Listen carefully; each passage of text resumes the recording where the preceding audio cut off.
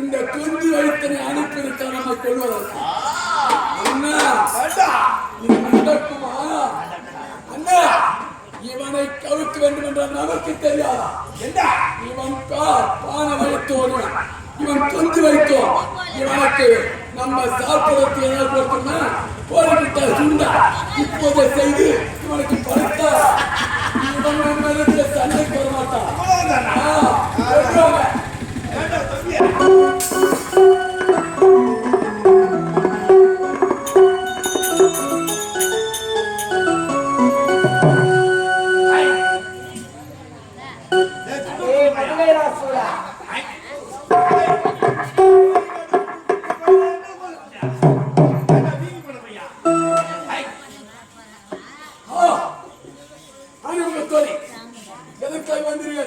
உங்கள் இருவரையும் அழைப்பதற்காக வருவதாக தெரியும் எனக்கு.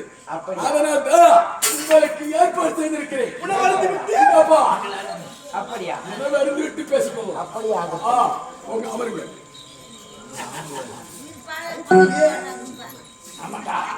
அண்ணா எனக்கு கோபமா இருந்தவன் தனிந்து விட்டான். அப்படி இருக்கா?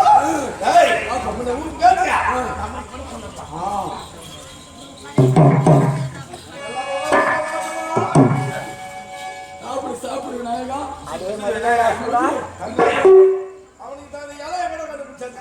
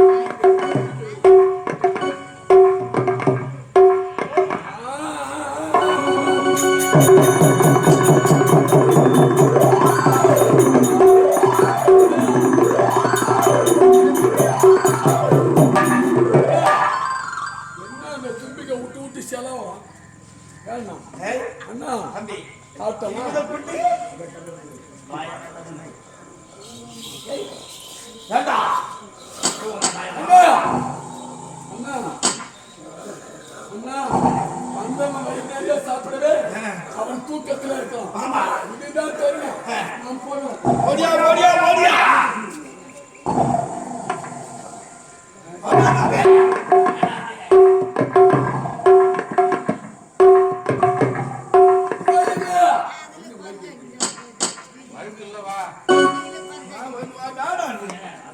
விநாயகா விநாயகா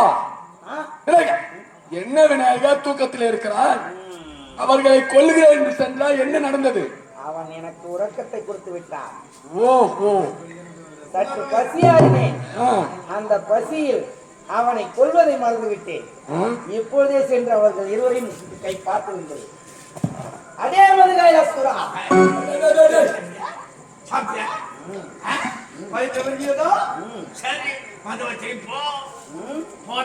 மந்தவழியை திரும்பி போய்விட்டால் என் தாய் உரைத்த வார்த்தையும் என் தாய்மாமன் உரைத்த வார்த்தையும் என்ன ஆவது? என்ன பண்ண போற?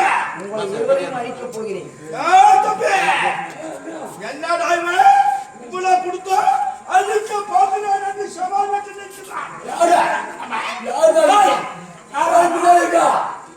என்ன நீ அழிப்பாருங்க?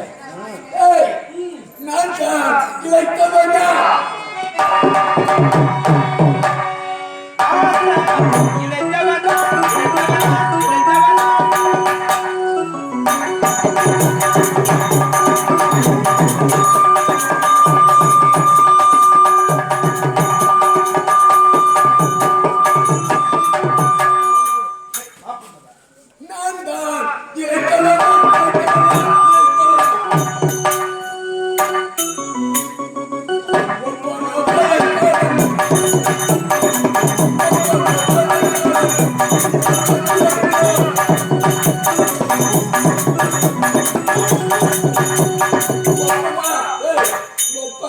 அந்த சிவன் ஒரு வாத காலம்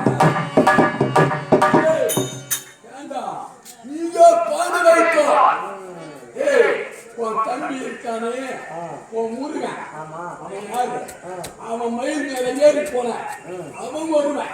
ஏன் உங்க அம்மா இருக்காங்க, உங்க அம்மா நாட்டியக்காரி.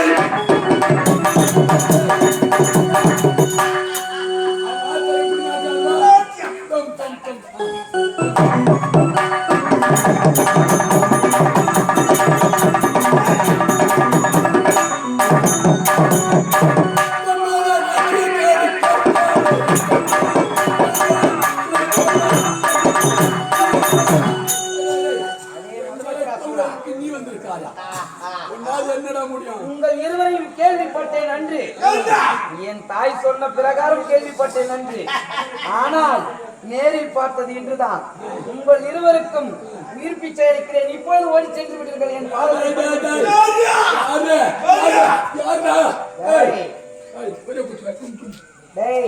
முதல்ல கூடா அணைய போற விளக்கு தான் சுடர்விட்டு எரிந்து கொண்டிருக்குமா? அதுபோல் நீங்கள் 2 பேரும் சுடர்விட்டு எரிந்து கொண்டிருக்கிறீர்கள். இப்பொழுதே பொசுக்கென்று ஆக்கி விடுவேன் உங்களை.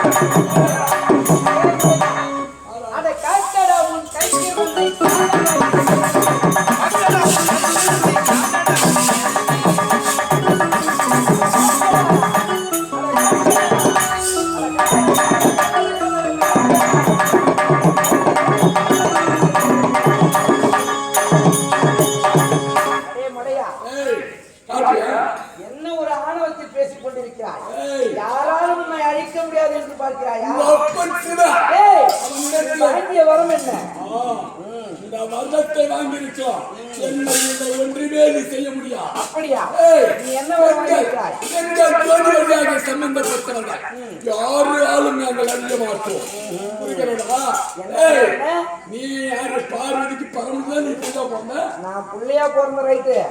நான் அவங்க எப்படி பிறந்த அவங்க யோனி வழியா பிறந்தேன். அடே பாவி, பாமர மக்களுக்கு யோனி என்றால் என்னன்னு தெரியாது, மானி என்றால் என்னன்னு எனக்கு தெரியாது. யோனி என்றால் என்ன? பெண்களுக்கு இருப்பது யோனி.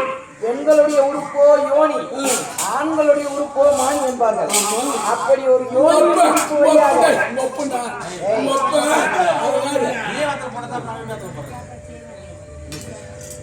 ஒரு யோனி வழியாக பிறக்க முடியாத ஒரு மனிதனால் மட்டும்தான் உனக்கு கழிவு என்பதே கிடையாது என்றார். நான் ஒன்றும் யோனி வழியாக பிறக்கவில்லை. மடப்பையலே என்னை கோழிக்கட்டையாக பிடித்தார்கள். ஒரு பிடி மண்ணை எடுத்து என்னை பிடித்ததன் மூலமாக அந்த பிள்ளை யார் என்று பிள்ளையார் பிள்ளையார் பிள்ளையார் என பெயர் கொடுக்க வந்தவன். ஆமா, யோனி சம்பந்தமா நீ பிறக்கலையா? கிடையவே கிடையாது. நான் பார்வதிக்கு நீ பிறந்திருப்பாய் என்று நான் நினைத்தேன். ஆமா, உன்னை பிடிச்சு வச்சு பிறந்தாதான் நீ பிள்ளையா?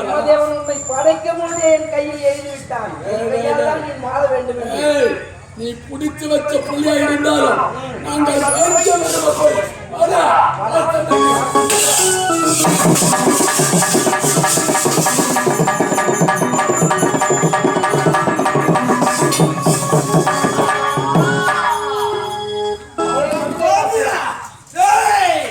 என்னுடைய தம்பியை கொண்டு விட்டாயா?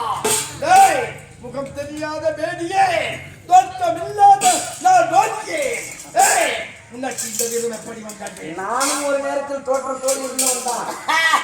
ஆமா, அந்த போராட்டம் என்ன போராட்டம்?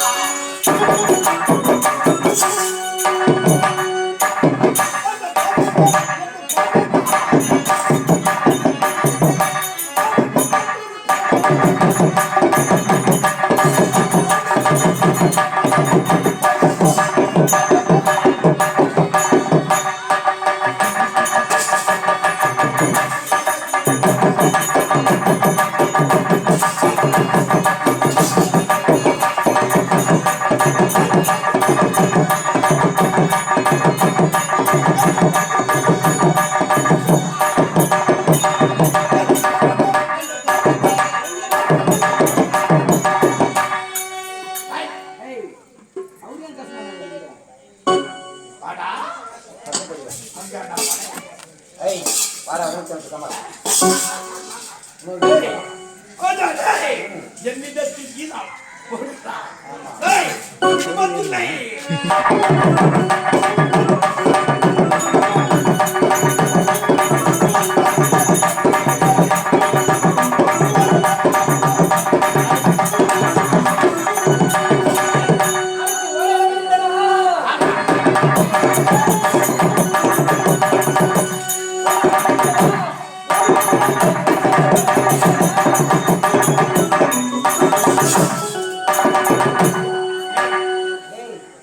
உனக்கு மறுபடியும் ஒரு வார்த்தை உரைக்கிறேன். இப்பொழுதே என் பாதத்தில் பணிந்து ஓடி உன் தம்பி மேலே புத்தி இல்லாதவனா இருக்காத. உங்களுக்கெல்லாம் புத்தி வரணும்னா சித்தி புத்தின்ற 2 பேரை நான் கல்யாணம் பண்ணிடுவேன். ஆமாண்டா, புத்தி இல்லாத பிரம்மதேவராகப்பட்டவன்.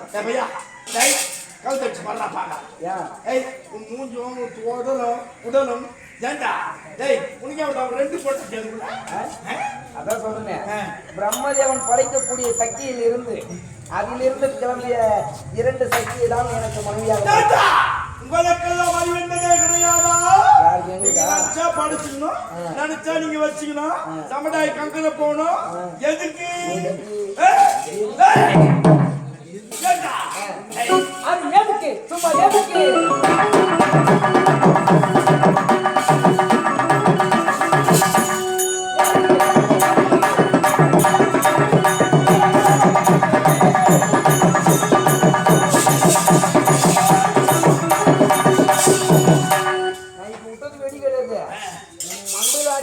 தலை போய் என்னன்னு கேட்க அப்புறம் நான் எப்படியாப்பட்ட சாகசாலம் வந்து தெரியுமா? எத்தனை முனிவரை பார்த்து வந்து தெரியுமா? முனிவர் ஒரு காவிரி நீரிய ஒரு கமண்டத்துல அடிக்கணும் வந்து இருந்தாரு. உண்மைதான்.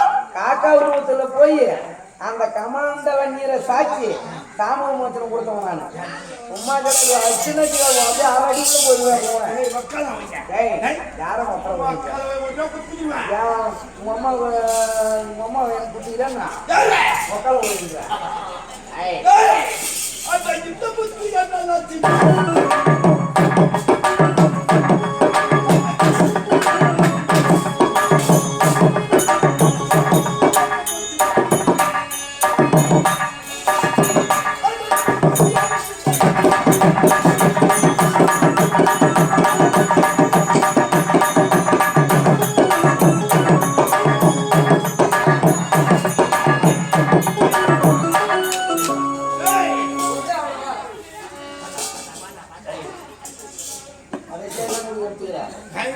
உன்னை கொல்லாத போக மாட்டேன்.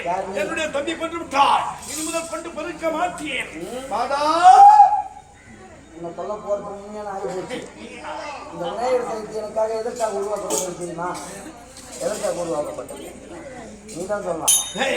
இந்த விநாயகர் சக்தி இன்றைக்கு எப்படி உருவாக்கப்பட்டது என்று கேட்கின்றான். ஆமா, ஏண்டா உங்களுக்கு தெரியாது? என்னை பற்றி நீ சொல்லிவிட்டால் உனக்கு நான் உயிர்ப்பு சேர்க்கிறேன். உனக்கு நான் ஆமா கட்டுப்படுவதோ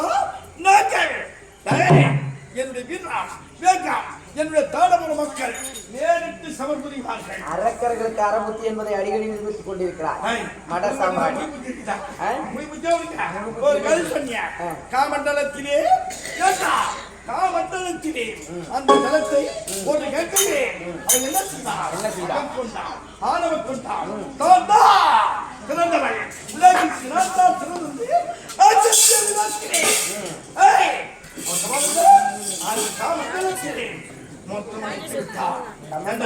அடக்கி வைத்தது உண்மைதான்.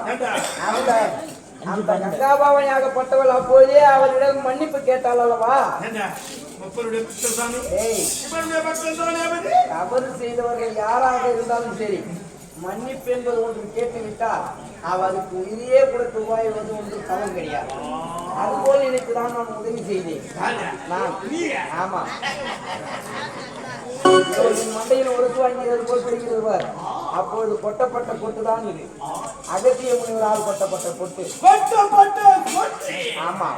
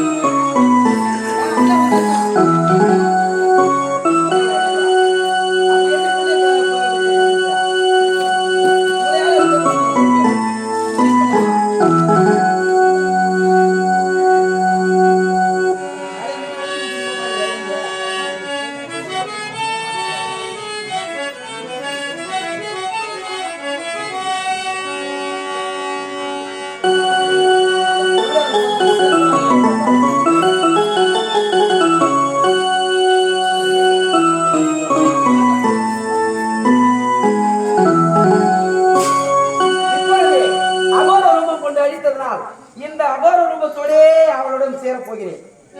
அடியே சித்தி